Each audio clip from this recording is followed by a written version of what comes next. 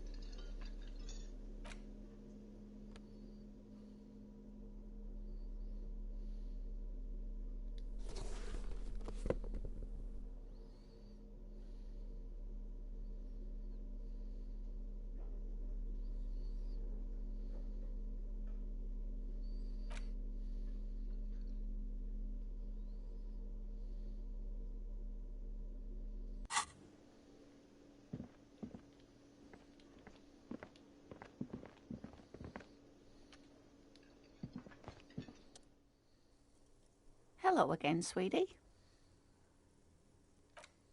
I hope you were able to pawn that old trinket.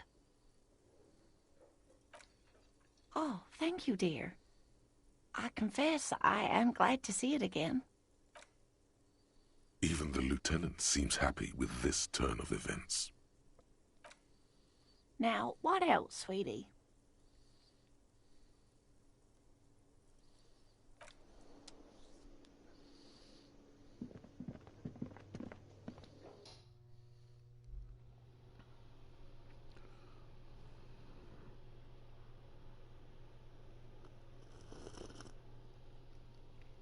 Coffee. I say morning. I've actually only had approximately 2 hours of sleep.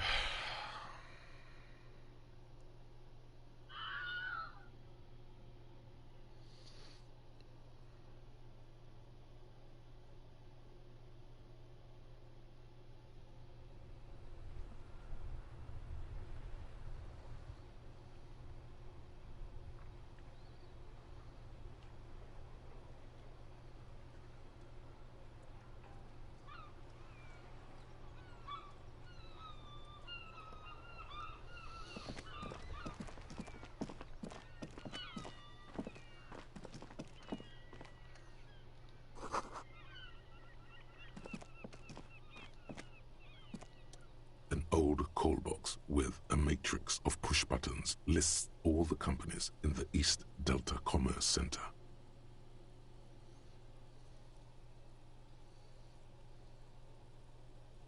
You hear the same waiting room music, but no one picks up the receiver anymore.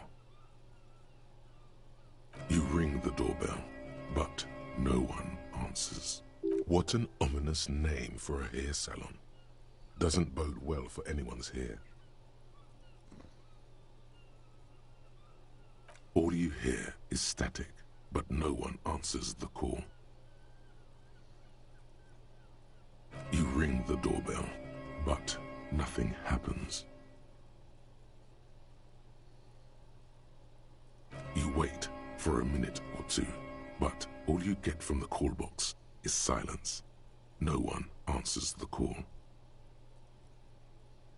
Looks like someone has melted half the plastic off with a lighter.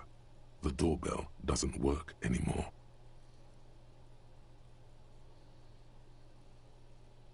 You hear static from the intercom speaker. It sounds as if someone has picked up the receiver, but isn't saying anything. Yes, hello. This is Tricentennial Electric. Have you come to place an order? She sounds almost antique, as if her voice was being played off an old wax cylinder. A receiver must not be working properly.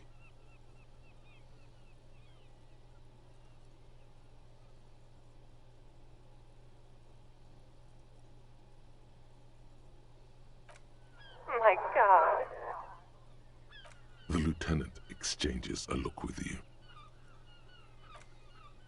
It's you. My God. I I would hear your voice. Who cares that you don't remember her? Just go along with it. No, something's wrong here. Are you sure she's talking to you?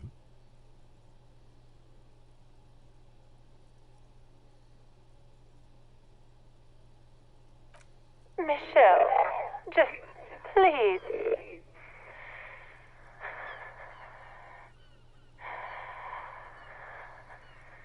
Why did you even call? I don't understand. You've been gone for months. I thought you didn't care.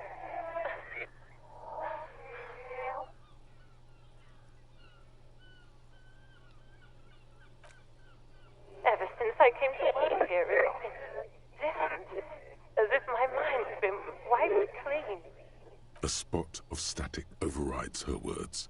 When she speaks again, it sounds like she's submerged. It's so nice. It's so nice to be able to finally forget. She sounds like she's about to cry. She doesn't answer. Silence. The only thing you can hear now is static and waves washing ashore on the bay.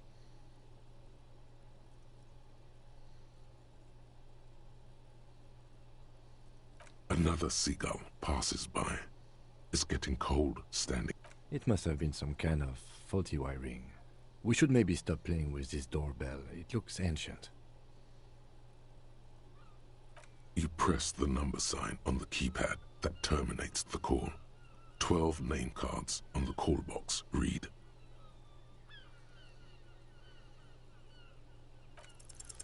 Whatever she says, it can't hurt you.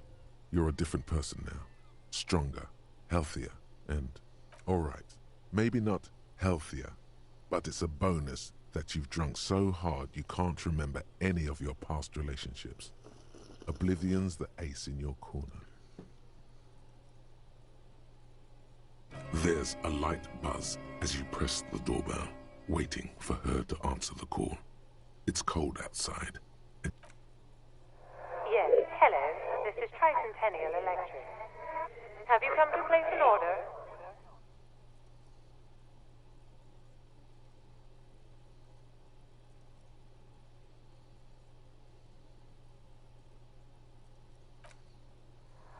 My God. Here come the bad vibes again. Relax. Distance yourself from it. It's you.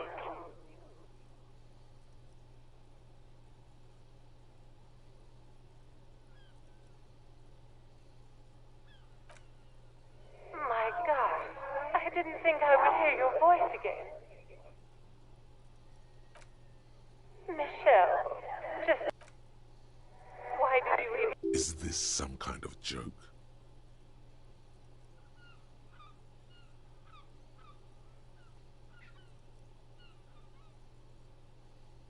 The voice from the intercom doesn't answer, but you can hear her breathing. Wind blows into your microphone again, crackling and echoing in the box. Ever since I came to work here, it's been... as if my mind's been wiped clean. It's so nice. And then it hits you. She tries again not to cry, and still doesn't succeed completely. Her quiet sobs sound old and distant, as if her... Real or not, your mirror neurons react. It feels painful to be listening to this.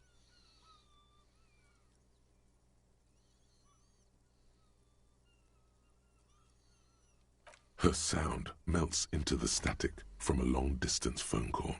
From time to time, you can hear people talking in the distance. This is where you hung up the call the last time, but the recording is still going. A phone rings in the office with an old-fashioned chime, and someone walks by in a pair of heels. The static is like a warm blanket wrapped around. No one replies, but the static grows stronger like rainfall. Then a female voice speaks out, completely different from the one before. glorious, and total somehow. Her words are too cold to comprehend. She smells of sodium lights and rain streaks on car windows. Eyes like pilot lights watch your shape in dark hallways, guttering.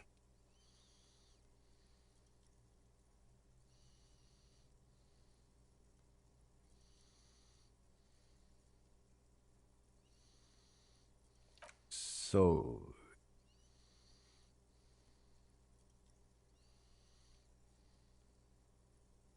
It was a recording trapped in the circuitry from some ancient tenant. This sometimes happens. Shall we conclude here? We have other mysteries to solve. Don't take this the wrong way, but during our short stint working together, something weird is almost always happening to you. That is true.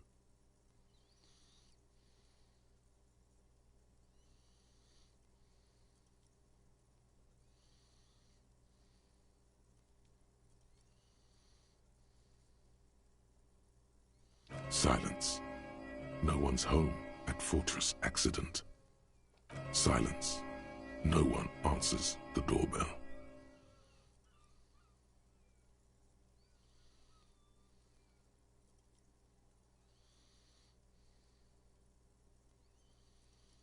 Silence. No one's home at Fortress Accident.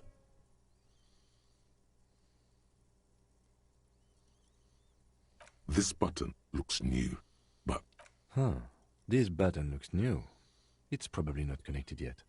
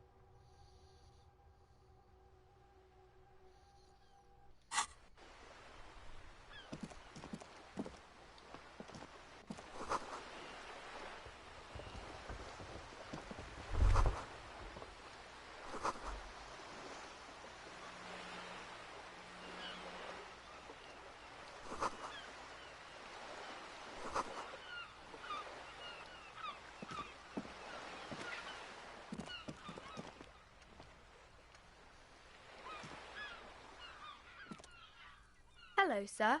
Step right in. The store is open. Are you interested in a new and exciting book?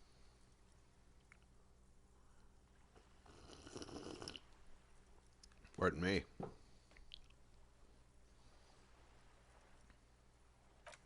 Okay, sir. I'll try to answer any questions you have.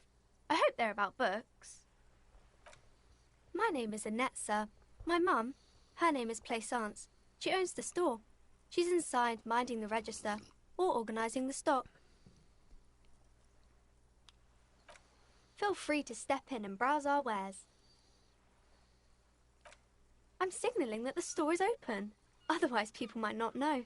They'd miss out on the crime, romance and biographies of famous people. A sudden gush of wind turns the pages of the books on the counters. She covers her face, smiling. But she's cold.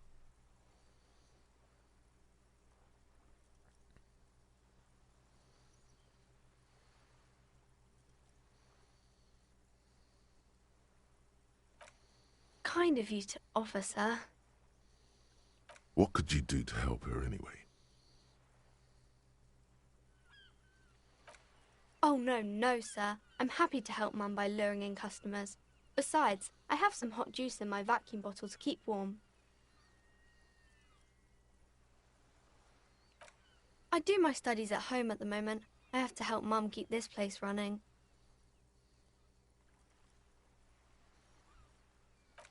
Mum says it's necessary to do both. Mum says it's peachy. She was a little afraid at first. There's talk about this house being cursed. Behind her, the window has been boarded up. You sense the boards creaking, twisting for a second, and some kind of doubt in her tense shoulders.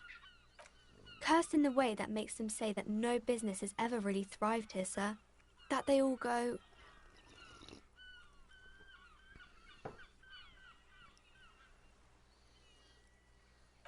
Well, they run out of money and have to stop doing business.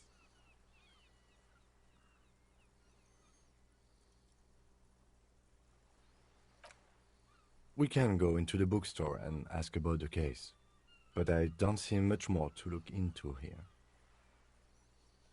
Yes. Please do also look at our wares inside. The postcards and board games are there, sir.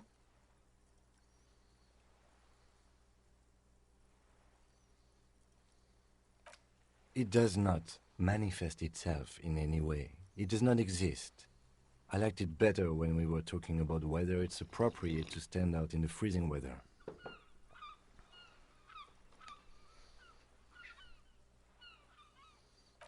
No such thing. Anything else you wanted to talk about, sir? Nothing really, sir. Mum doesn't allow me to sneak around in the back rooms or the cellar. I don't really know what's there.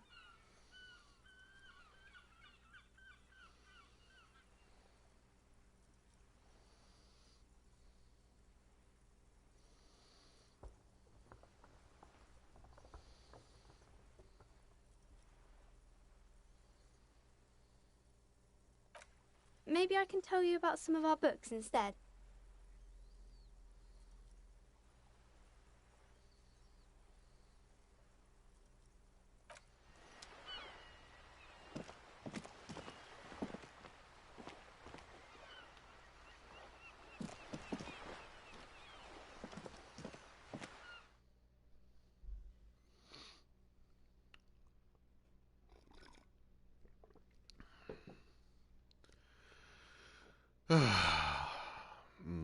Hot coffee.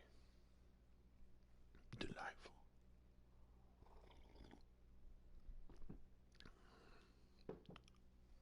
Mm. Mm. Nice. The display rack is brimming with worn paperbacks featuring an extremely muscular, sword-wielding barbarian on the cover. Nearly all the titles contain the word Hyamdal somewhere.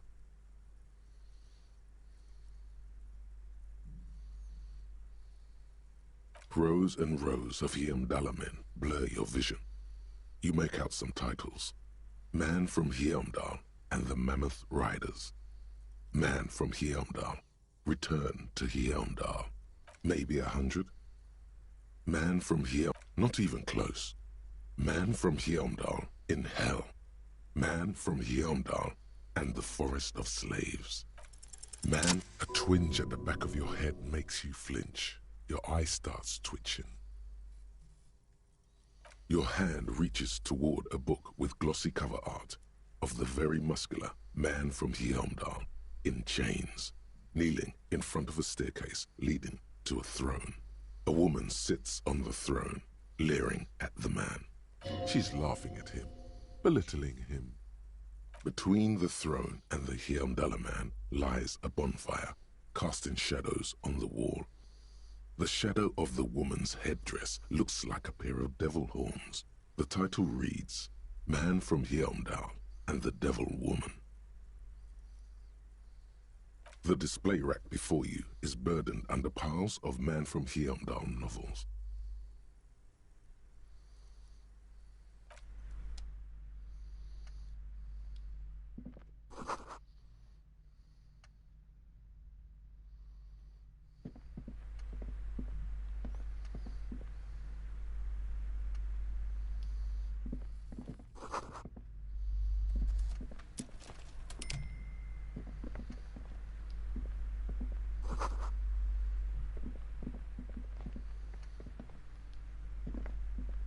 A small mountain of colorful board game boxes. There are numerous types of games for all ages. A lot of shelf space seems an endless variety of source books, lore books, and codices litter the table. There's also a large hardbound tome with intricate cover art, The Hunters of Katawak, Boreal Creature Compendium, and a Pick Your Path adventure game book titled Books in a Board Game Section. Who wants to read books?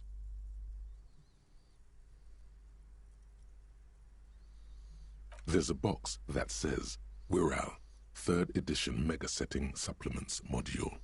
The side panel notes, a fantastique adventure board game, new maps and miniatures. That price is steep, but then it's the 3rd edition Mega Setting Supplement, so it makes sense.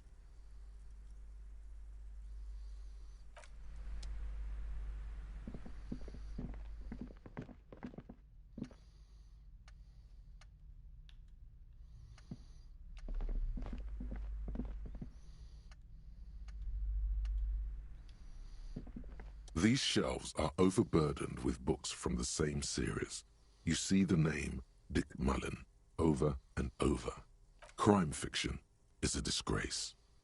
An asinine misrepresentation of the physical attributes of the arduous everyday work of actual police. These books greatly overstate the excitement of police. What's more, they completely ignore the psychological hardships of year after year coming into contact with people during the worst days of their lives.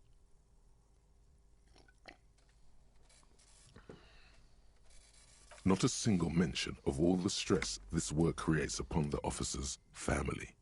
Detective fiction shelves filled to the brim with crime novels featuring the supposedly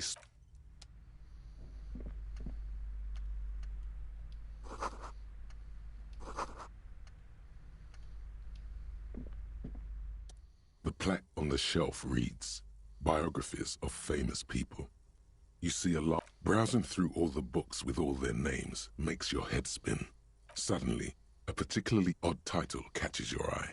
It reads, High Speed Love, the tragic true love story of Jacob Irv and Alfie Delatraz, by one Cecilia Averbrook. High Speed Love chronicles the romance between two of the finest tip-top tourney racers in history. One of them is the madcap driver, Jacob Irv. His blonde mane graces the cover. Next to Irv's life story, you see a slim biography of an Occidental rock star called the Anti-Star. He's famous for shooting morphine into one of his eyeballs and cocaine into the other. Next to that, Rivasholian radio personality Guillaume Bevy stands in front of a rundown drug den. He's a permanent fixture on Channel 8. I really must insist you buy one of the books. Reading them is not for free. Do still browse, though. She understands she has erred against the customer and immediately corrects course. I'm sorry, I did not mean to rush you. You are browsing. Go ahead. Take your time.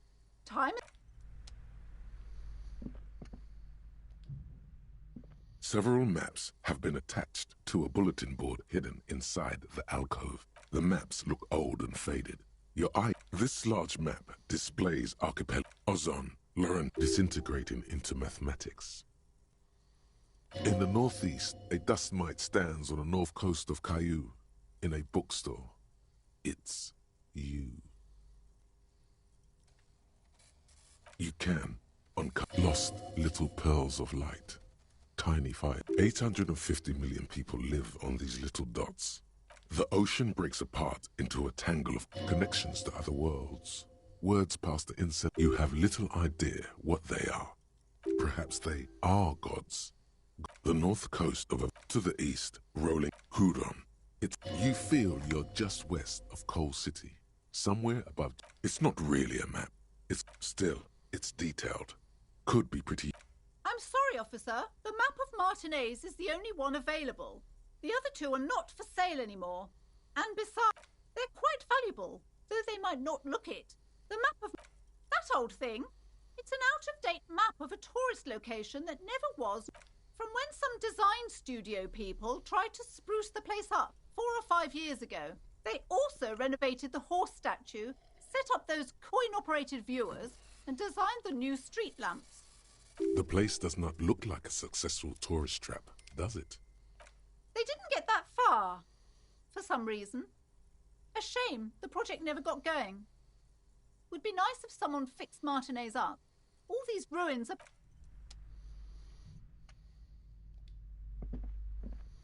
This bookstore is not strictly about crime, romance, and biographies of famous people. Amidst the various books, you find one written by someone named Matthias W. Dundas.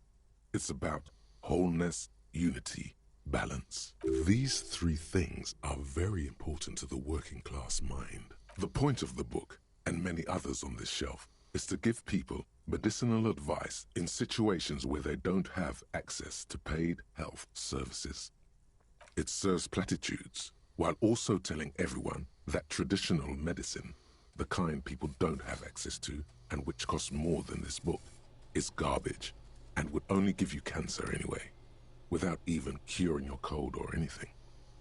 Wholeness, unity, balance, on the other hand, can basically take care of anything. Though it is important to note, when it's up to your mind to heal yourself, then it's because of your mind that you're ill in the first place. The book features chapters on topics such as how to find magnesium. It even lists plants you can harvest magnesium from. How to continue drinking if you're an alcoholic who has destroyed his liver. And there's even a chapter on the ancient Seraïs tradition of using duck gallbladder preservatives to treat and prevent sexually transmitted diseases. Pre and post factum apply. Nothing worth buying. This is just mundane garbage. What's even paranatural about this?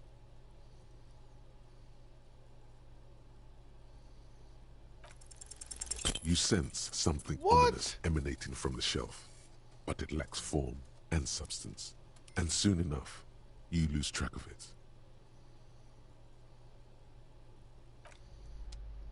I had a 97% chance of success, and I still lost. Boy.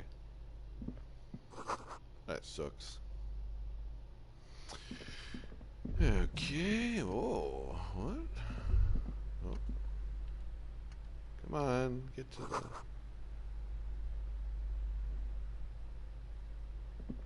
magic. Wow. This game is so fucking cozy, guys. Seriously. Okay, let's talk to this lady here. Welcome to Crime, Romance, and Biographies of Famous People.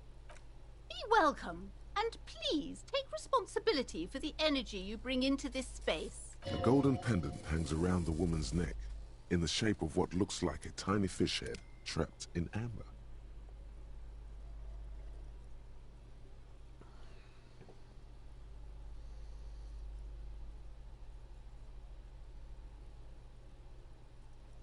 Oh yes, helps to have an anchor in these times. I am the proudest owner of our little shop of culture. She has fine-tuned her voice to find the most welcoming approach for attracting new customers. It doesn't work.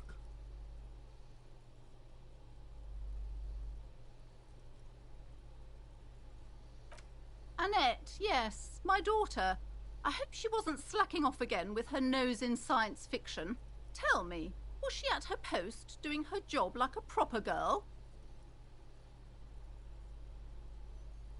Wonderful. Did you talk to her? Great. On a scale of 1 to 10, how compelled were you to buy books after talking with her? Her opinion of her daughter depends on how well she lured you into the store.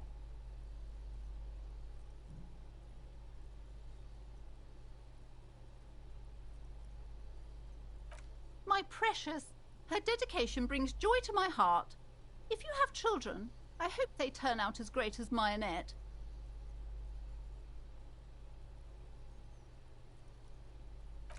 Mind your own business, sir. In our society, people don't get to tell each other how to raise their children.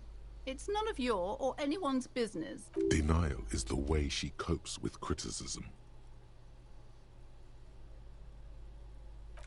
The woman before you scans the store. her shoulders rigid and tense. Every now and then, she nudges her glasses. Cursed? Who said that? Annette? I will have a word with her. This place is not cursed. It has a robustly magnetic energy. Good for commercial activity. My business is thriving, sir. What in God's name is she talking about? Doesn't feel like it's thriving. Feels ghostly.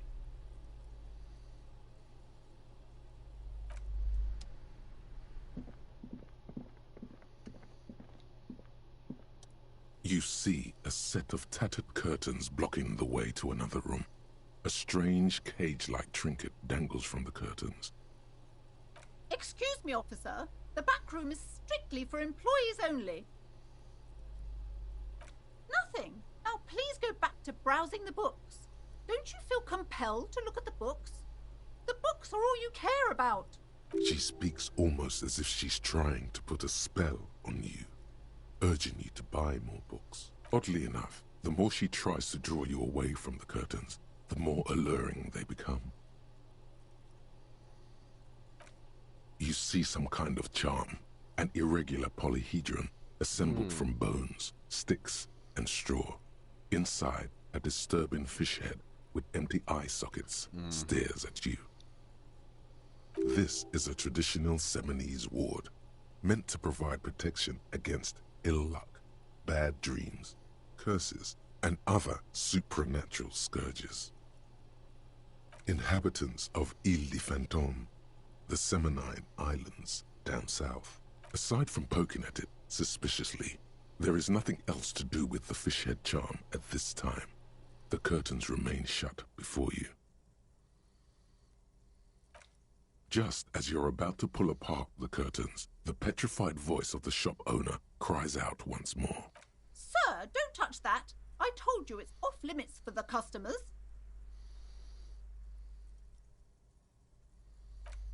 Parapsychologically speaking, we're done if you decide to open them.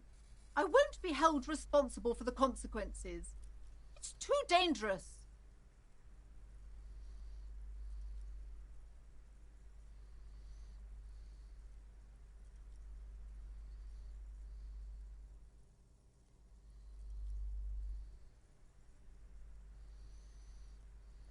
You do? My God, even more reasons not to mess with the curtains. Just step away, dear sir. No, it's just a storeroom for the employees, I told you. Now please step away from the curtains. Why? It's not like anyone was killed there.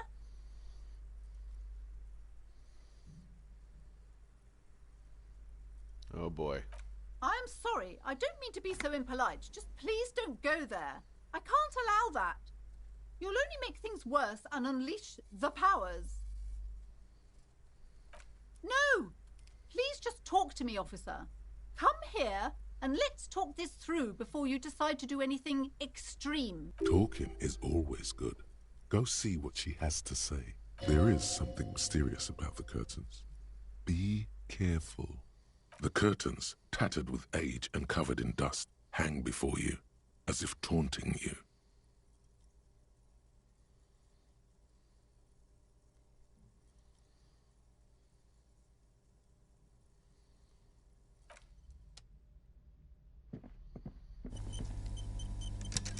All right, let's see what she has to say.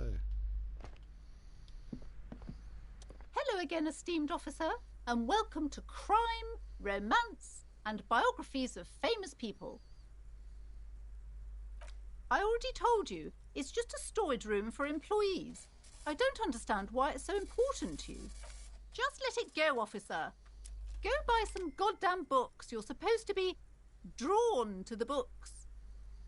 She recites it like it's a poem, or like she's playing a role she's grown tired of.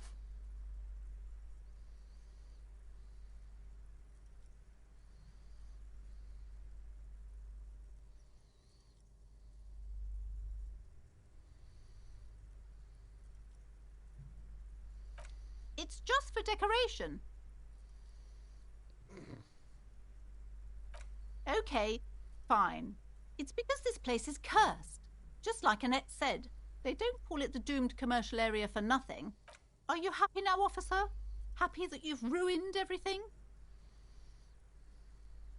Take it easy. You've broken her resistance. Pushing her further will gain nothing. The curse is so much worse than you could imagine. It's a disease, eating at the very foundation. It's the curse of financial distress, of ruin and bankruptcy. Didn't that curtain just move?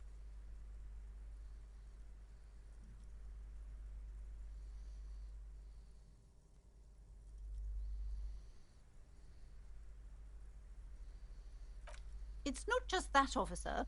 We're dealing with something supernatural here. It's the cacodemons feeding off bad business practices and disappointing income statements. There's something wrong with this building, I can tell you. Ever since I arrived, I've sensed an eerie lingering presence, as if I was unwanted here.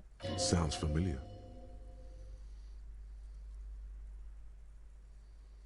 Truly so? Perhaps the dark energies are leeching off you. You shouldn't stay in the store too long. It may be dangerous. It's not good to talk about the curse, not in detail. The negativism, it's dangerous. Talking about the void wraiths angers them. Wow. Void raves. You have new words. Yes, I've contacted numerous parapsychologists and even a pair of Simonese mediators. They provided me with the wards. The wards help to keep the doom at bay and protect us against the darkness that lies further in the building, even though now I fear it's not enough. Oh, this? No, it's a special Himian amulet, blessed by desert pygmy shamans, with a spell of compulsion. It's to compel people to buy books. There are numerous spells cast throughout the store. I had the books anointed with a different inducement spell, for example. Oh my god. It's guaranteed to boost sales 15%. Desert pygmy shamans. That sounds like a rather questionable way to describe a group of people. Most certainly not. I don't want anyone who's not familiar with the psychic arts to get involved in this mess. Stay away. Leave the spirits be, so they can return to their slumber.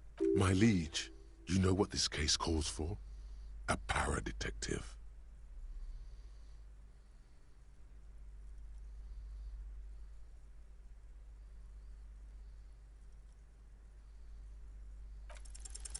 Slither up to her, you silver-tongued fiend. Show her what world-class perfidy looks like.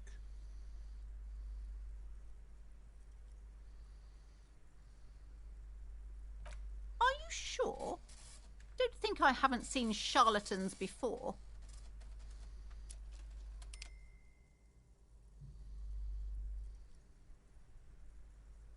I'm not sure I can trust your claims. Honestly, you look like a bit of a drinker. The lieutenant keeps his usual stony calm. He silently picks out his notebook. Go ahead then, rock her world, he thinks. I'll compose some notes.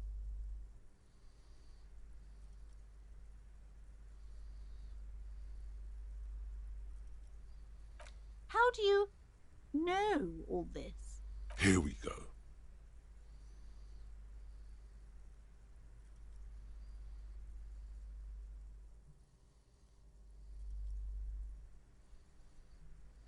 You're part Simonese.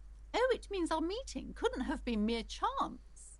But I am not the only one at risk. I have to think of my daughter. You are certain you can help us? Keep us safe? I can't allow any collateral damage to hit her. If you promise, good officer, then you might be our last hope. Do you swear it?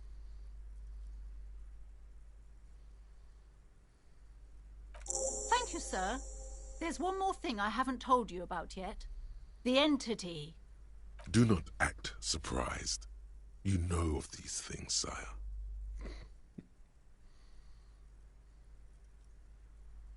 You have?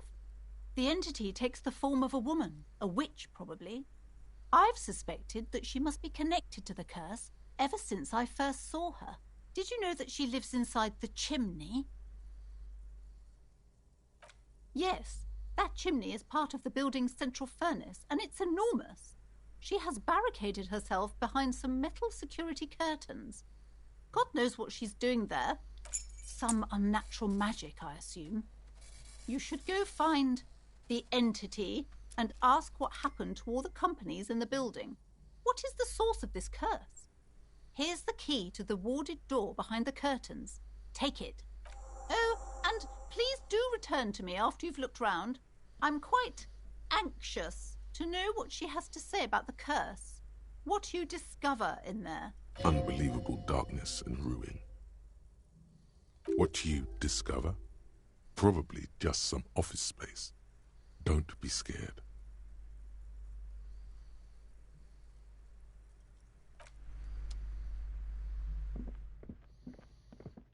Cool. You see a set of tattered curtains blocking... You see a dimly lit room full of dusty furniture and trash. A doorway stands in the back, covered in dozens of scary little Seminese wards, your shadow looming over it like an omen. Oh!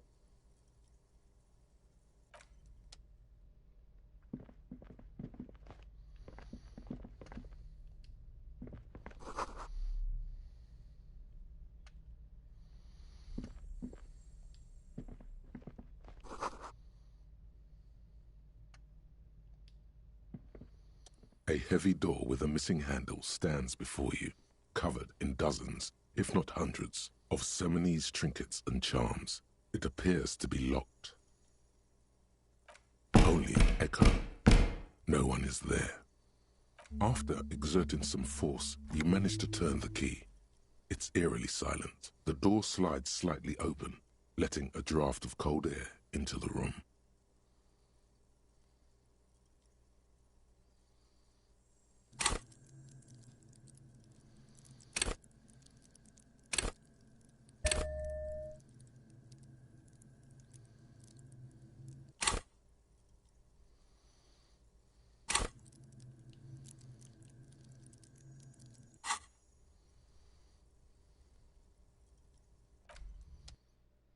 Here we go.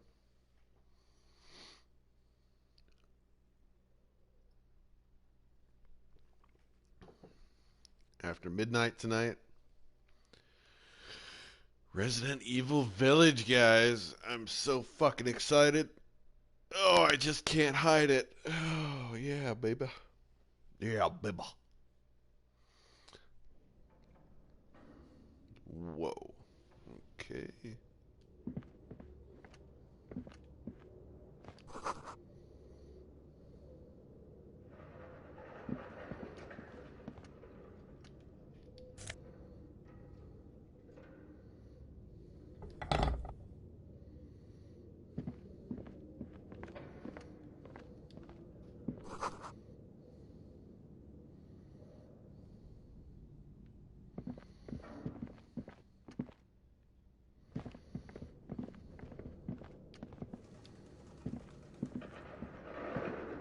A barbell lies on the floor. The color has worn off its weight plates. It's 60 kilograms. Your triceps hum at the sight of these weights. Show the world what kind of beast it's dealing with. Lift them. There are no collars on the barbell. This is a safety hazard. Why does it feel so familiar?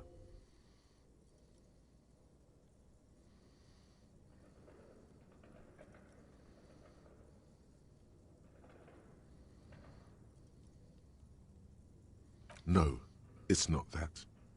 It's the stale smell of rubber, the squeaky sound of sneakers, your bruised knee against the mat, and a whistle. Then the feeling is gone. It's just a memory from another life, when you were young and fit. You're right. The weight may fall off.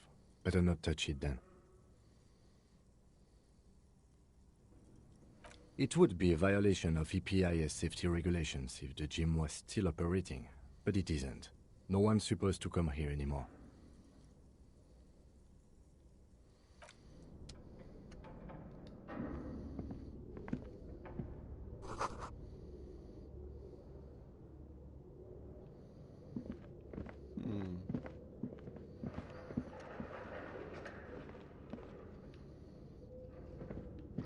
Oh, saying I'm supposed to talk to Kim. What is this place?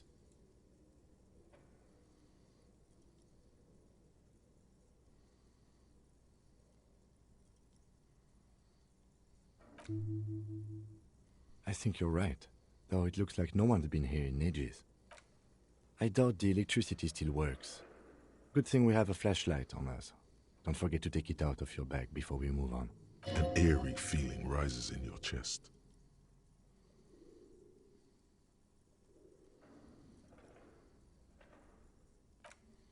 Yes, because it's closed. No need to look for supernatural explanations where a banal one will do. Now let's move on, shall we?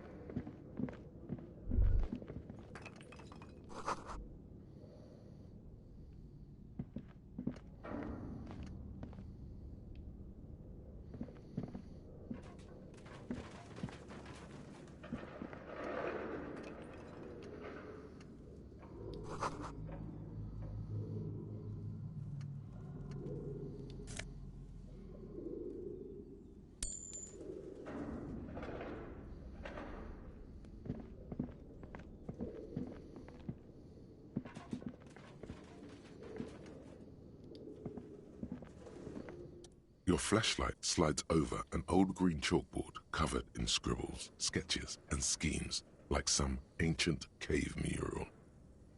Some of the writing has faded with age, but you can still make out sections here and there. Photos and drawings have been pinned to the board.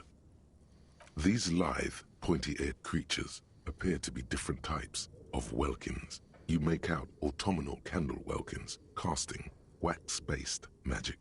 Translucent welkins, with organs shining under their skin, and even ether welkins, hailing from the vast emptiness of sidereal space. Who are all those creatures? Fantasies of a tortured, feverish mind? You should adopt one of those welkins as your persona. No longer a mere man, but a welkin. One of the welkins, towering among the rest, appears to be different, however. It's Vara Hamira, a high welkin, his face white and scarred like cracked marble. This is clearly a welkin supremacist. The note says, all non-welkin races will be purged. The Haldor, the Twarg, the humans, and even headless men, all of them, purged. Imagine a world filled only with welkin, green welkin, dread welkin, and the high welkin to rule them all. An inordinate amount of time has gone into drawing these little welkin creatures.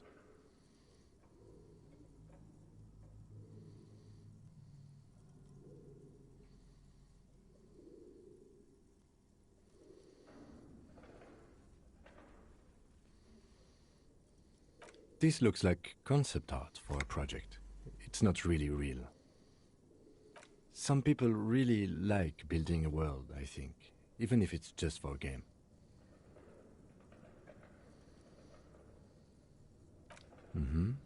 Political commentary. That one has a great beard, too.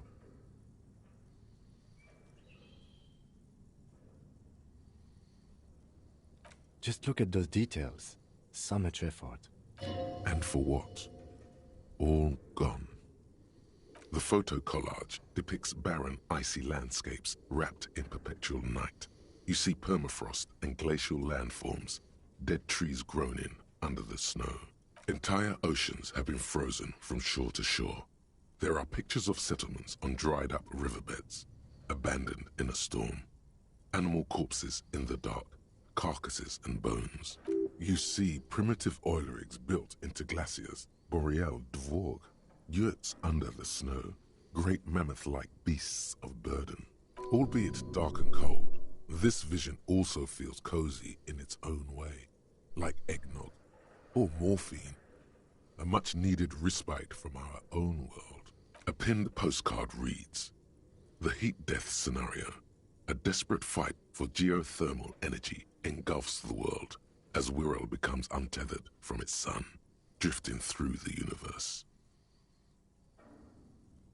This is a monthly calendar from the year 50. Cryptic words like sprint, daily minimi, and GPI span the marker-drawn grid, the grand scheme of production and money. Everyone is constantly teetering on the edge of the abyss, an abyss of production. These squares look orderly, but beneath them is chaos, worry, pain. Minimi stands for a mini-meeting. It's part of a bigger framework for managing work called RUN.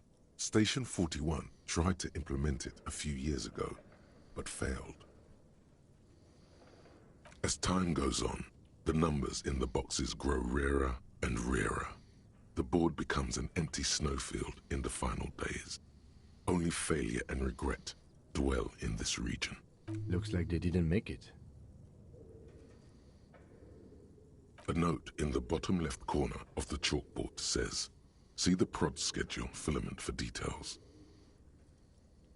The handwriting is only partly legible, but you can still make out 3 slogans: "Call in, tune out," "Wirral untethered," and "Heat death of the universe."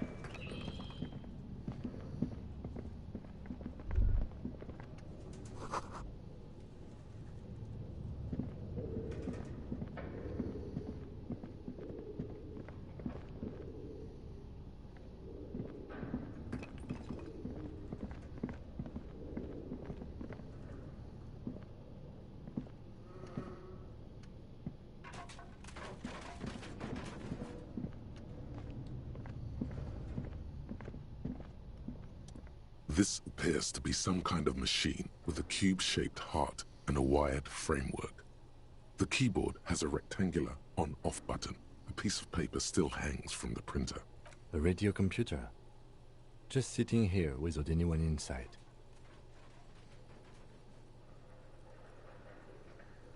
The machine lights up like some prehistoric animal stirring from its slumber, revealing fluorescent play and print keys on the keyboard.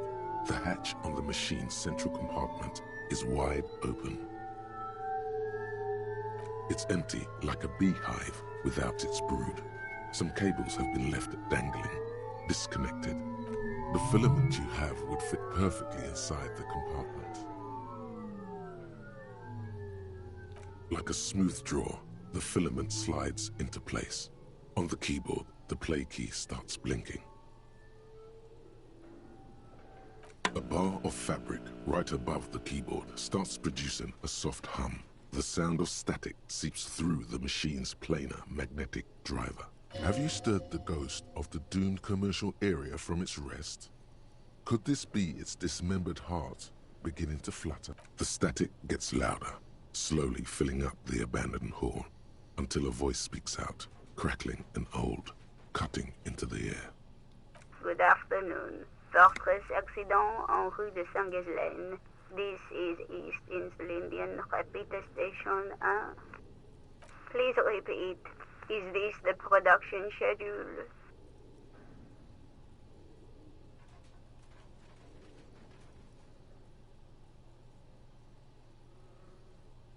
The filament you have inserted into the reader. That was a question.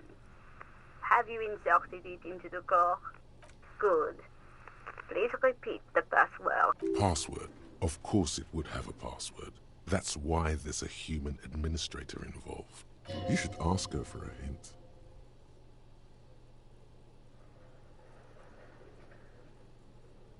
I am contractually obliged to protect the privacy of the filament holder for stress accident. Without filing a warrant with Lintel, I'm afraid we are not doing that, unless we want to wait for a month. Now, can you please repeat the password? No. A hint system is not part of the protocol for repeater stations.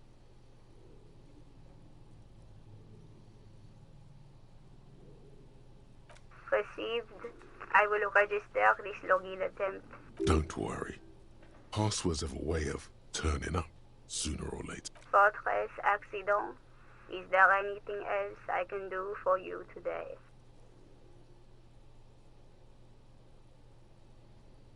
Fortress Accident is the company on whose name the terminal you are currently using has been registered to. One moment. Fortress Accident SCA produces revolutionary interactive call-in radio games. That's not bad.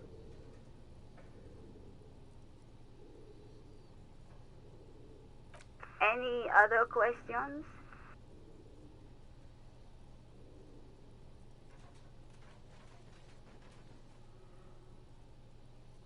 Thank you, and goodbye.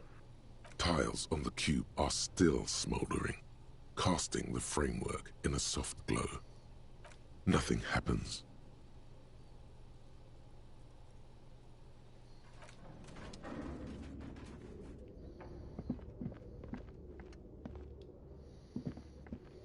This old fireplace is covered in lines drawn in blue and red marker, the mesh spreading over the stone like blood vessels on alabaster skin.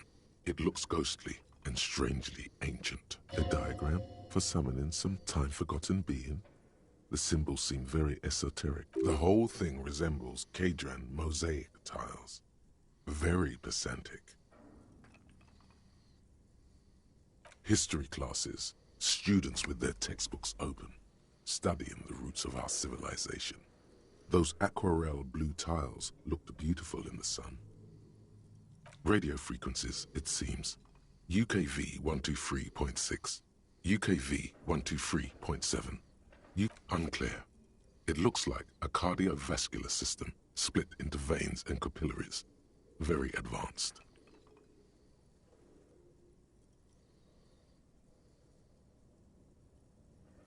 Perhaps. The web is comprised of radio stations, all lead back to one red heart, titled the Game Master Frequency. A note says, this one can listen in on any station it wants. Someone very important. The leader of a massive on-air game built by these people. A conductor for the hundreds of story threads that pass through the Game Master's frequency. Whoever decides to call in to a call-in station, it looks like. All of this is gone, left unrealized. There's no way a little basement studio working here could pull anything like this off. My God. It's as if the less money they had, the more ambitious their project became. The schedule. I know doom when I see it. The company was running out of funding. Nothing. It's just lines on marble. An echo from times long gone. No one has used the fireplace in ages.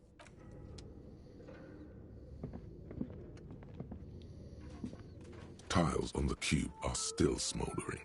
The speaker comes to life. Good afternoon. Fortress, please repeat.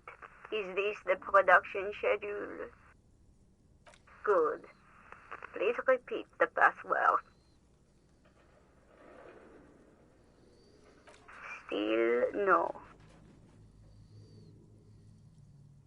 Received. Don't worry. Fortress accident. Is there any? Thank you. Tiles on the cube are still smoldering.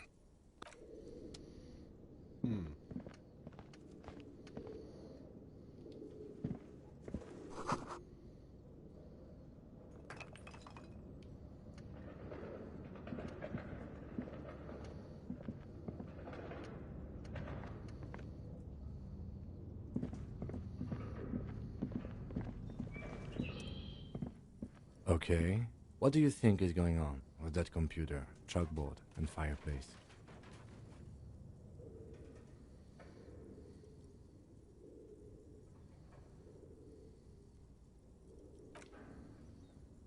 Yes, that is the question. It looks like one of those popular pen and paper role-playing games, only these people were trying to automate it, make it work on radio computers. Utter madness, he thinks, as a compliment. Not to my knowledge. They make automated games in Grad, Messina, Königstein. You know, places with industry. Not in Revachol West, among the ruins. But I don't think anyone has attempted to create an interinsulary game before. We just don't have the technology. Through call-in stations, none of the players have to be physically present. Anyone in the world can participate in the game, as long as they have a two-way radio. Then there's the Game Master frequency that listens in on the smaller call-in stations.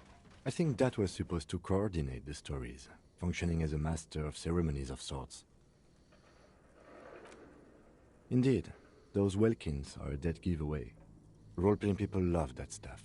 The world looks like a modified version of the WeWorld board game, with hit death thrown in. Super cool. Someone should give them millions of real immediately. This game is too good to be left unfinished. No idea. They stopped filling out the schedule on the chalkboard. Indeed, it's ambitious and untethered from reality, but...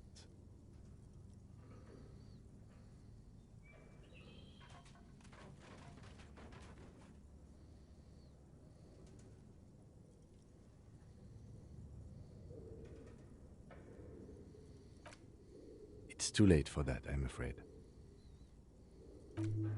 Okay, let's keep moving.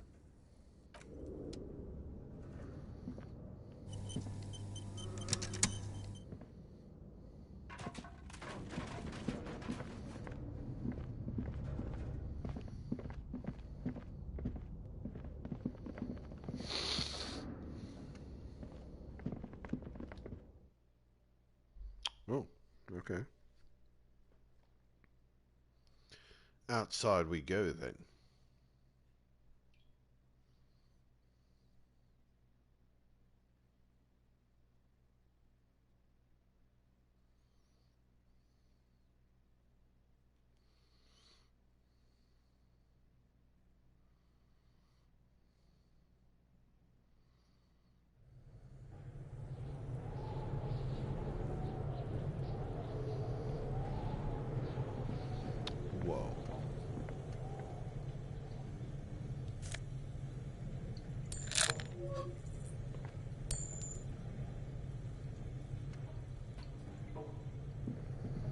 Hang on. Let's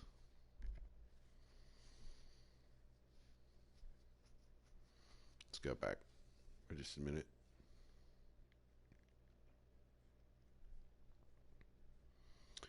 Because there was an upstairs.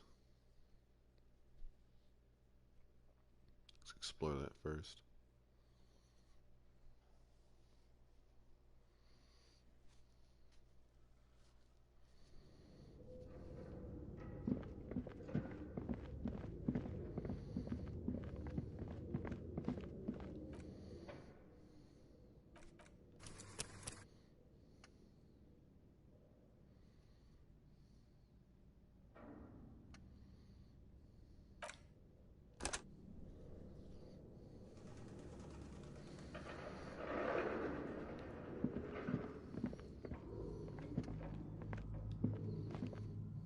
An iron safety curtain curves before your eyes, folded like a bellows. It covers half the room, blocking the way into a colossal industrial chimney. This must be where the entity lives. What an odd thing to do. Nothing happens. Still nothing. No one's home.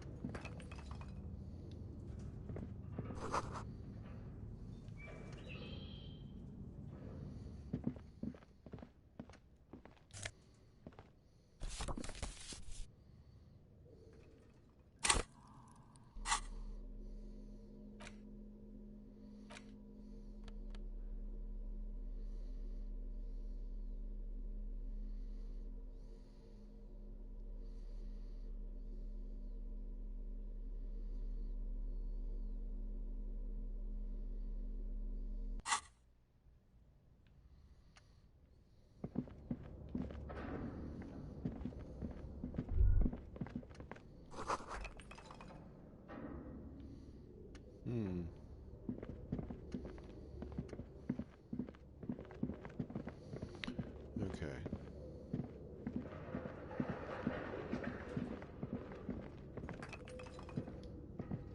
Now we'll go back out here.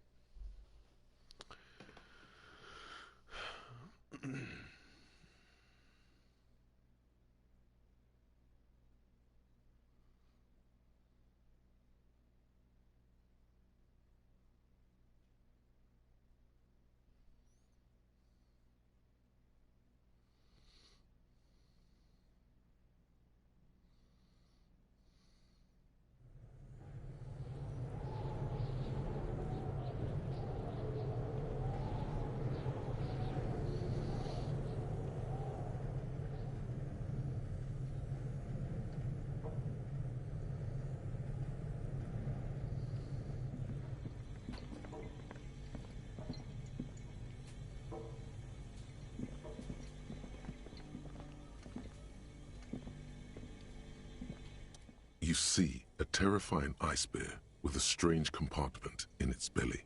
The door is covered in frost, and the bear's eyes are glowing red. The bear looks oddly realistic. Is it taxidermy? A gust of freezing cold air rushes to greet you. You hear a low grumble as the bear regulates itself. This is the inside of a refrigerator. The lieutenant takes a peek inside. His hand has found the holster of his gun. The shelves are empty. All you see are crumpled ice cream wrappers with the brand name, Revachol Ice City. A handwritten note has been attached to the door. The fridge is huge. You pocket the note and the little fridge magnets keeping it on the door.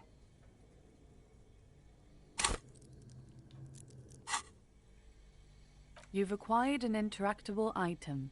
Investigate this item further by going to the Interact tab in your inventory. A friendly cartoon bear smiles back at you from a glossy cellophane wrapper. It looks nothing like the fridge.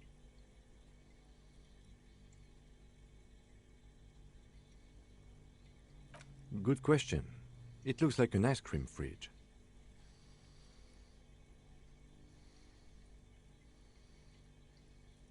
I know. What an unfortunate marketing choice. What is even worse, the bear is still costing them money to this day. The fridge buzzes with energy. The electricity bill on this thing must be catastrophic.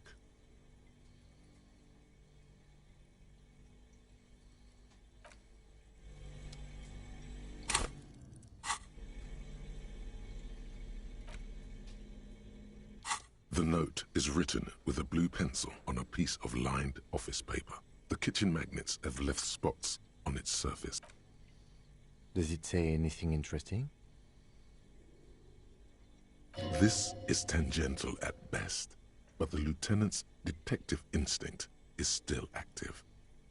Someone has scribbled, S. I can't believe the off-site copy is still here.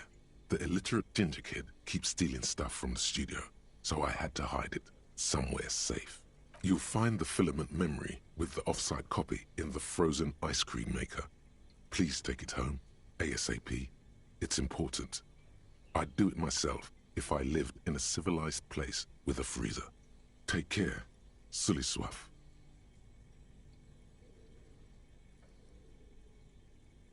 Someone has scribbled, S. I can't believe the off-site copy is still here. You'll find the filament memory with the off-site copy. Looks like someone from that radio game company upstairs. I'm a little surprised they just left their property lying here. That's a plausible hypothesis.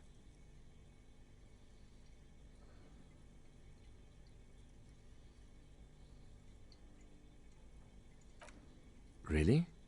You don't have a single guess? Oh, I'm sure that child would love to get his hands on the filament memory.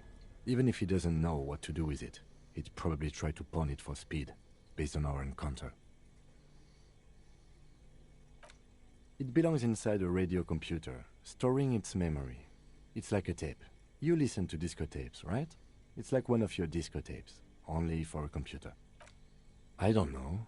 I assume it's somewhere close to the Ice Bear fridge.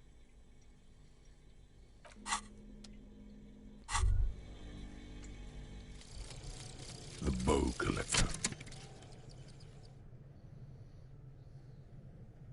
It's early in the morning. The world is dark blue. The sparks light her face, a delicate composition of triangles. The streets seem to grow longer, like in a dolly zoom. And there's something in the air as you stand there and wave back at the shapes growing smaller and smaller. Something that has always been there. A great see-through world. The tenderness you feel. The ghost of Revachol between you, carrying your signals. The holy messenger.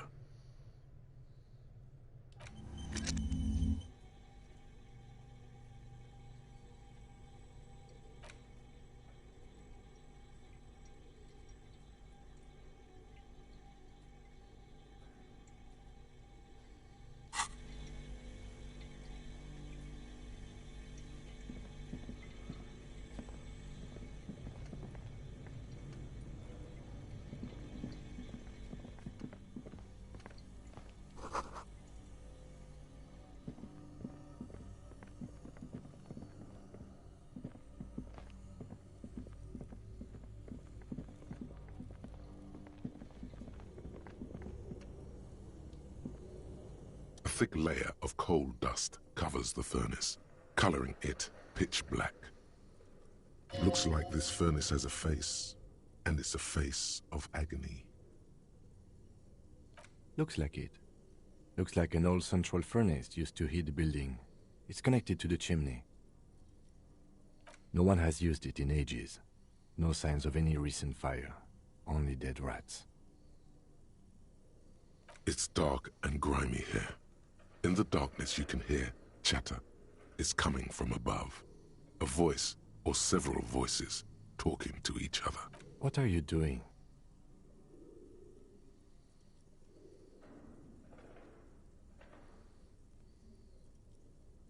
Wait, really? Maybe it's coming from behind those safety curtains we saw upstairs.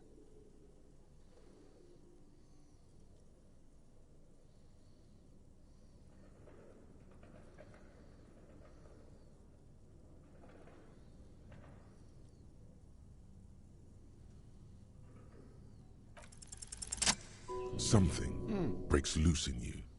A mighty bellow echoes throughout the chimney's depths. Hello? You've awakened the entity.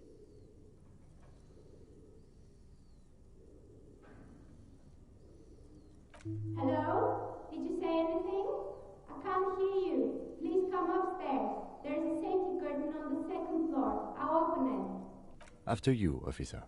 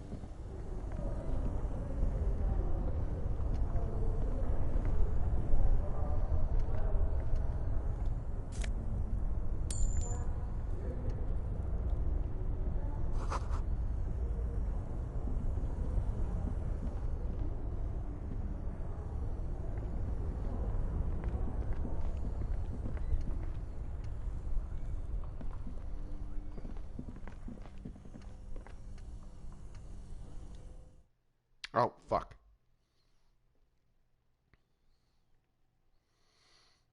Yeah, I actually didn't mean to do that.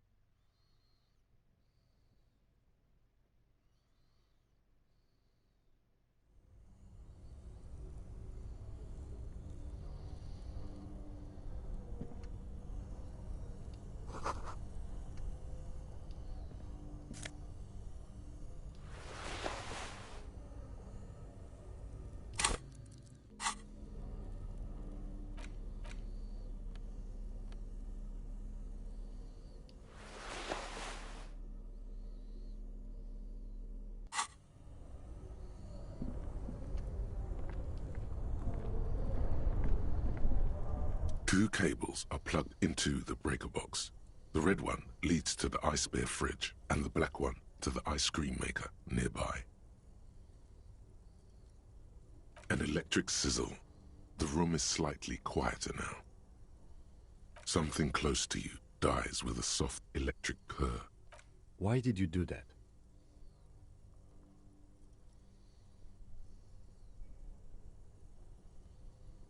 The lieutenant raises his brows, but doesn't say anything. The electric distribution board now has one cable missing. Somewhere in the dark, somewhere a machine hums along with the current.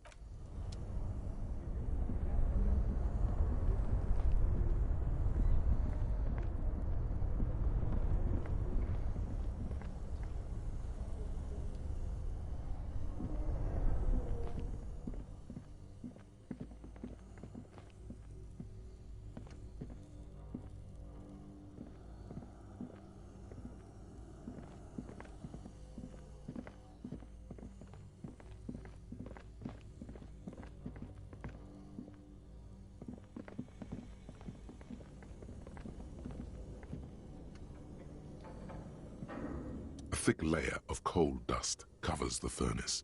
coloring it pitch black.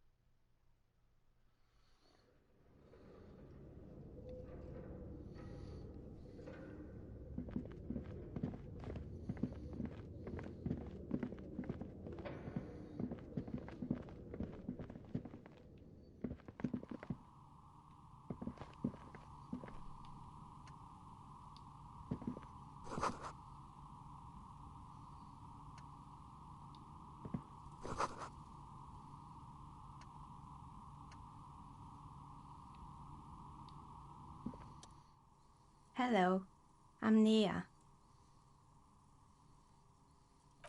Did you try knocking on my window? I must have missed you. I've been listening to my Milius. So what kind of die are you looking for? Could this be the malicious entity? Perhaps it's wise to go along with this masquerade for now. She's got a direct view to the backyard. You should interrogate her about the lynching.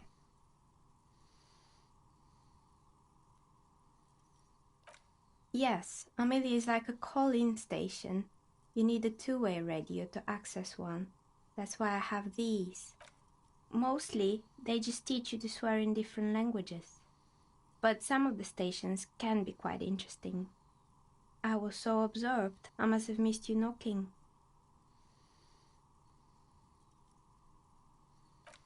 Then how did you get inside?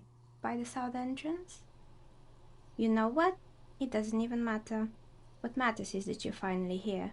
Let's talk dice. Did you have something specific in mind? I'm a novelty dice maker. Tell me the name of your role-playing system and I'll make the die you need. That's why you're here, yes? Role-playing games? You know the one made by Fortress Accident. Does that count?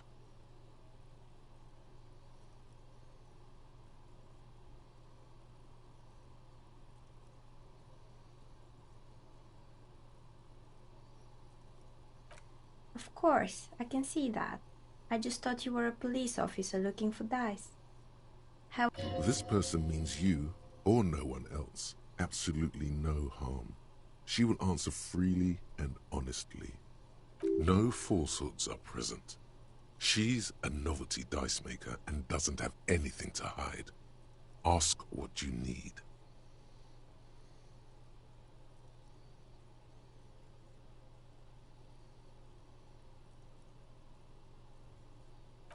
Nothing really. I didn't know him. Who cares about the dead body? We might be dealing with a malignant entity here. The lieutenant looks at his notebook. Then the woman under the large window. Your window looks directly onto the courtyard. You're saying you didn't see or hear anything unusual last Sunday evening? I'm sorry, detective, but as you know, I usually have my headphones on when I'm working. It shuts out most of the daily ruckus behind my window.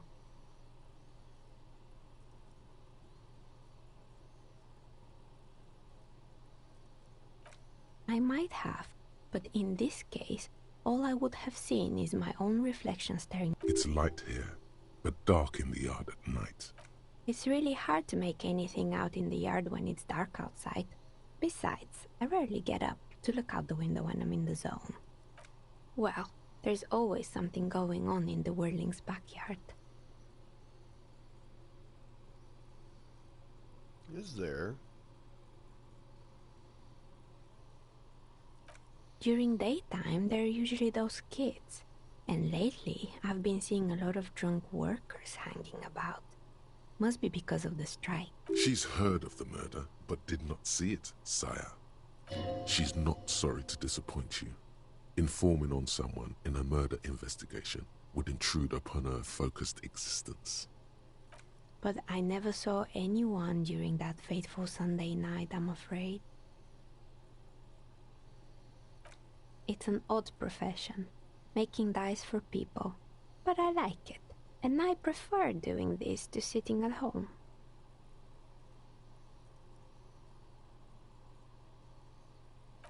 She nods. Anything else, officer? How did I become one? It was a business decision. Some of my friends were role players. Not especially. I like working with rare materials and a steady pay. And role players as customers? They're nice people. Some of those nice people have big bucks to spend on novelty items. She's thankful for the security they provide her.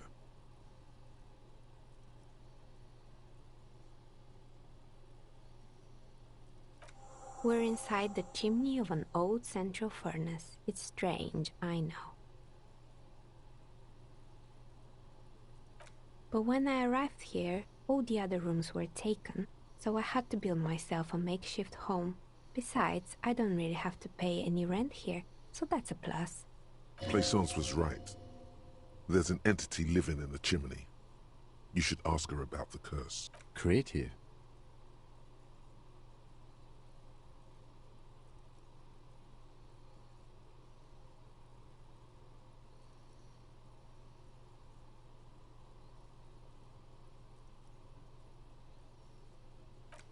I've heard the stories, but I don't think those stories are true.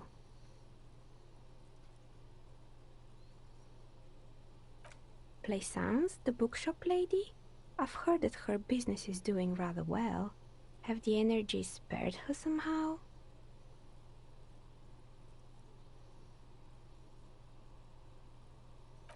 Oh, right. But it's not just the bookstore that's still up and running. What about the whirling in rags? Some people say it's part of the building complex. You could say so. Both houses were built at the same time and under the east of the Commerce Central project.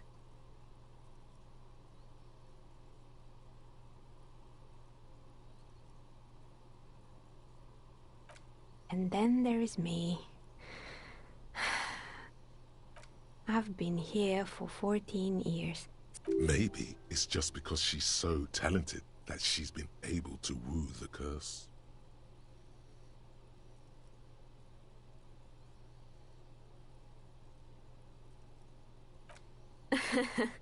What, so the curse only affects people with poor work ethics? What you're describing isn't a curse. It's capitalism. Time has come to face the source. Fear not, for the forces of the universe are supporting you in this psychic quest.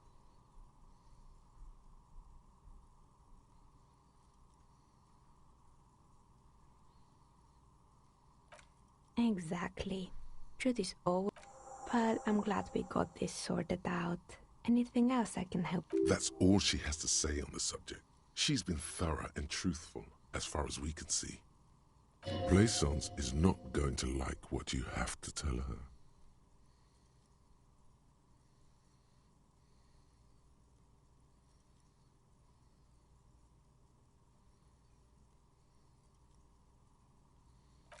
More or less. Are you interested in anyone specific? Oh, quite a lot of them spring to mind. Yes, I think it was called Androgynous Orlando or something similar. They weren't a big hit around here. A bit of experimenting every now and then isn't bad. I guess it just wasn't the time yet. It wasn't merely a gym, it was Artemitep's boxing club, a community project created to steer at-risk youth away from drugs and crime. A kind man from Zemsk. I heard he had some trouble with the law when he was younger, and that's why... Kuno. Who's Kuno?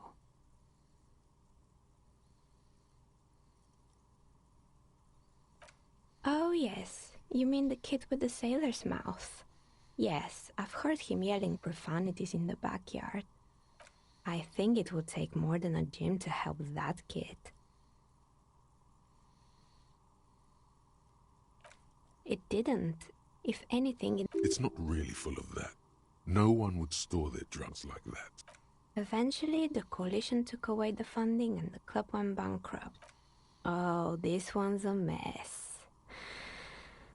Turns out, the business was actually set up as a front for an illicit group that was producing snuff milieu. Who would have guessed? What's the snuff milieu? And they never cleaned up the debris either. Now it's just littering the hallway and I have no idea how to get rid of it on my own. Yeah, don't.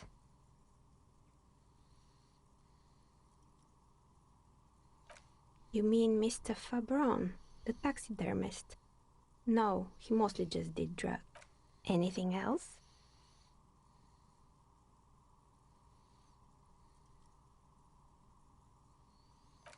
There used to be a fashion atelier here, but I have forgotten the head designer's name. They were doing well for a couple of years. Yeah, the atelier. And you know how all kinds of... And, naturally, all the most fashionable tastemakers refused to be seen in Kyton from then on. The atelier went bankrupt before... Actually, anything else? They were made by a company called Slipstream. After they pivoted from making rotor blades to skis, their chief executive took off on a vacation. Honestly, I think it's quite funny. I think he's still sending out holiday transmissions from Tulula. The usual, I imagine. That he's been thinking up all kinds of new business plans and can't wait to get started on them. Men like that are a curse. Sure, but Slipstream is history now. I have no idea why those skis and blades are still lying around in the house. Not much use now. They were just props. Why return them? Fortress Accident, the radio game studio. She liked them. They were an interesting bunch. We talked about role-playing systems. They certainly took their work very seriously, even if they seemed the usual. They ran out of money and couldn't get... Well, I did hear them talking at times.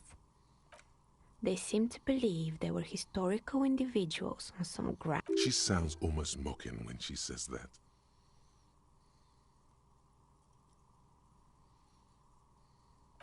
Yes, but when the money started to run out, they just began to complain a lot about capitalism. In the end, they just didn't get it done. They didn't have enough willpower to produce something truly historic. And she's right. Showing up to work on time is important.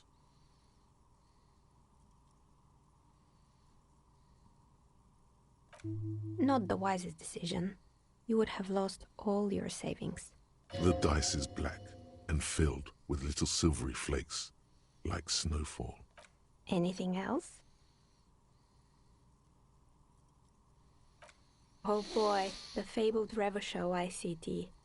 You're in for a treat. The place was owned by two guys who had some rather innovative ideas about marketing. The bear was one of them. Indeed. What were the other ideas? There was really just one, and it involved picking out the prettiest girls in the neighborhood and paying them 20 cents per hour to man the booth. And by man the booth, I mean slump behind the counter with a face that could maim you if you ever dared to disturb their bored magazine browsing. Sounds like she really didn't like those girls.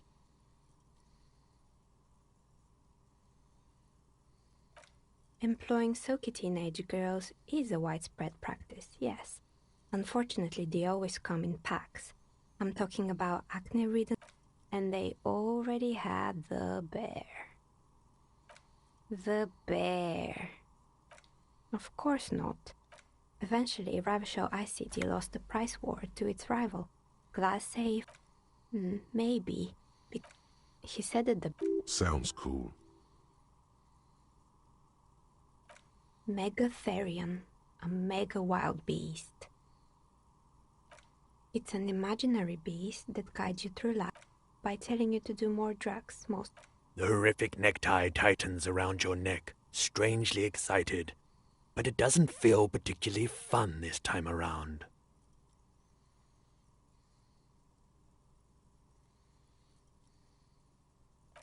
What?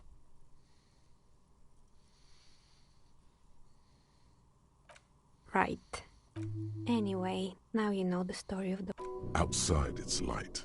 Light scatters from the low-hanging cloud cover. There's always the threat of snow. Anything else? Another failed business, perhaps? I've been here for a long time. Oh, right. I think none of those doorbells work, including mine. The doorbell with the empty name card must belong to her then. That's right. I haven't even written my name there. As I said, it's quite useless right now. It doesn't work yet.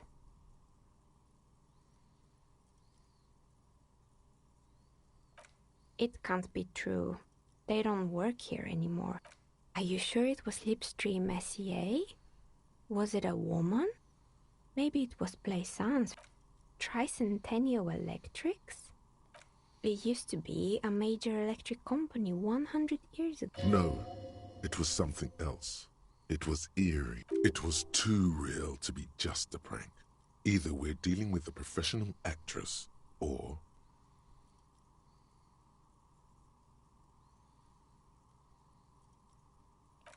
Pranks can be eerie. Oh, the kids these days. We were just one of them, and now they're terrorizing us. No solidarity. Why would Slipstream SEA have a 100-year-old recording as their doorbell message? I'm still convinced it was nothing more than... My money is on electrical anomaly. I've heard of these, especially in an old building like this. Sure, I'm listening.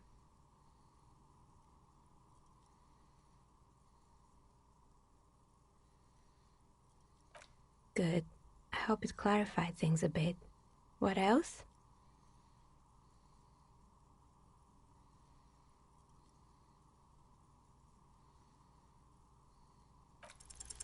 You feel nothing. If anything, it's uncomfortably warm in here.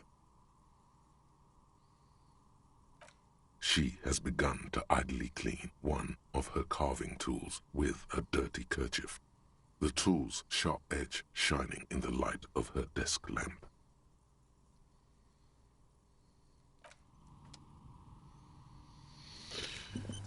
Alright, well, I guess, case solved. As far as that goes.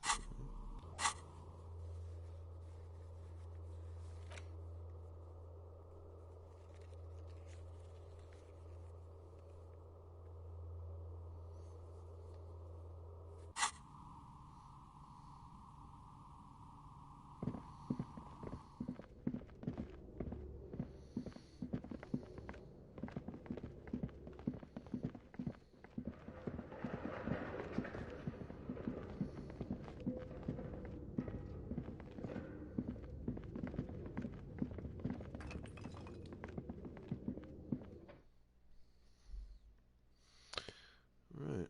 Oh.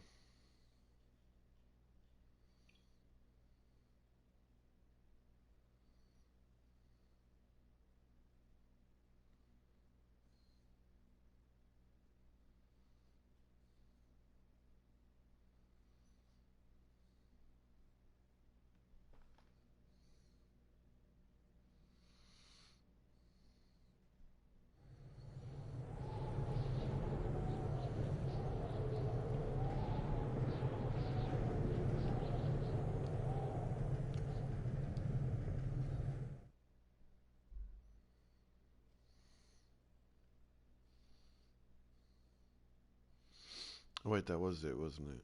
Fuck.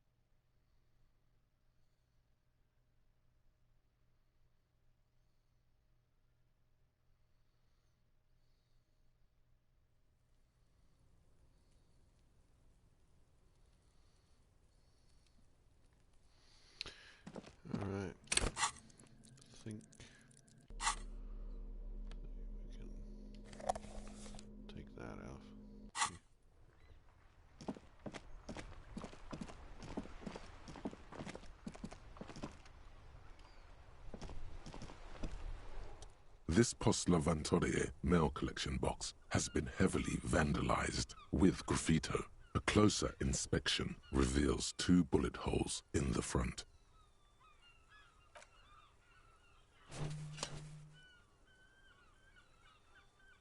The box seems happy.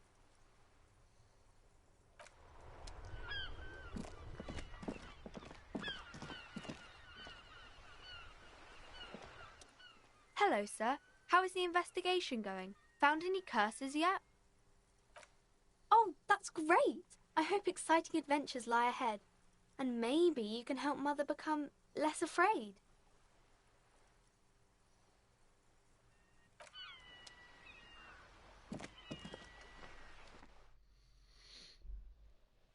Alright, we're going to talk to the mother, and then I'm going to go ahead and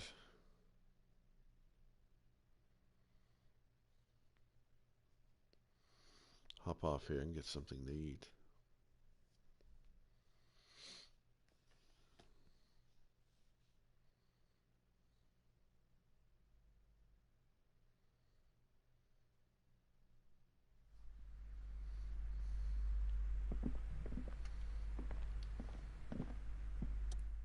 You're alive and well. Don't keep me waiting now. What's in there? Yes, yes. How was it? Tell her how ghastly it was. You know it's what she wants to hear.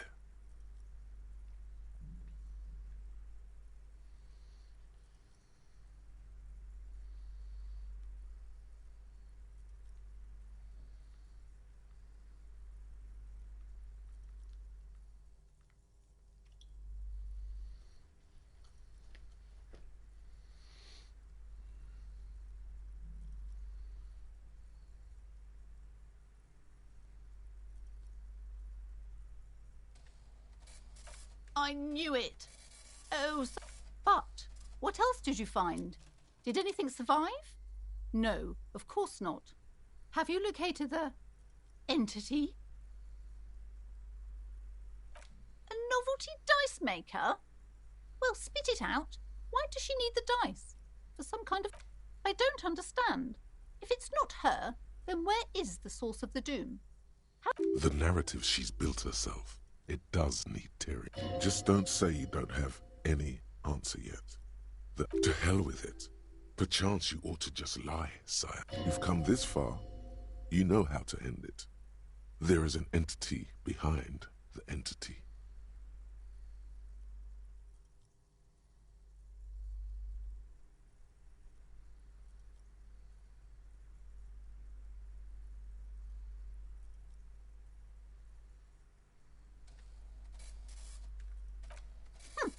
Too many inconsistencies.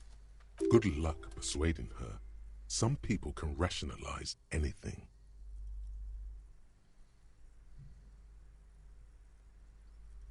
Yes, because her business consists of the psychic leech. I see that you've fallen for her manipulation, Detective. The investigation is over. I just hope that you haven't made anything worse by... Thank you for nothing. Please, do buy some books, or be on your way. Ooh, nice. Wow.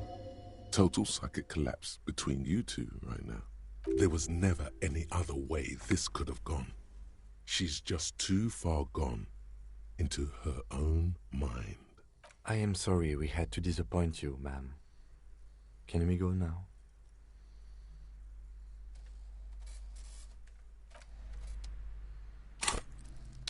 Nice. Okay.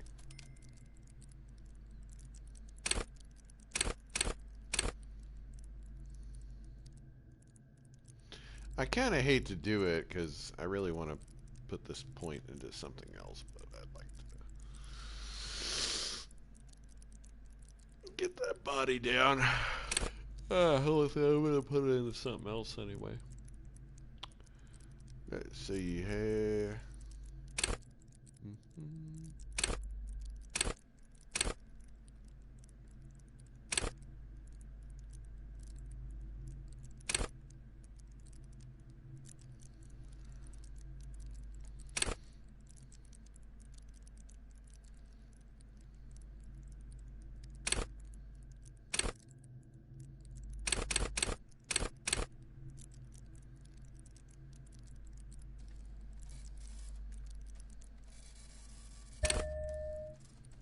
do that.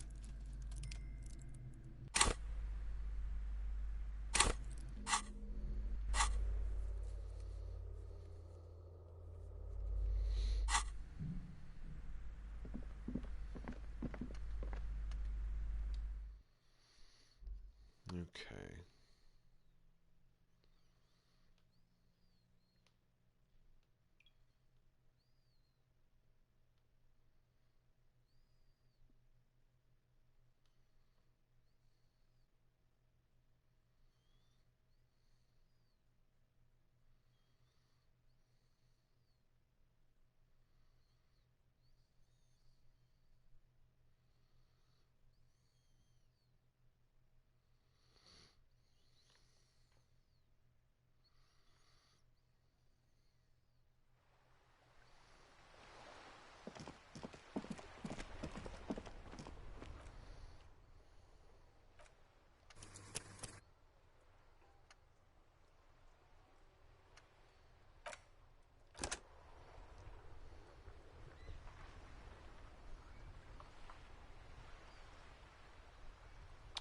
Alright guys, I'm gonna hop off here for now.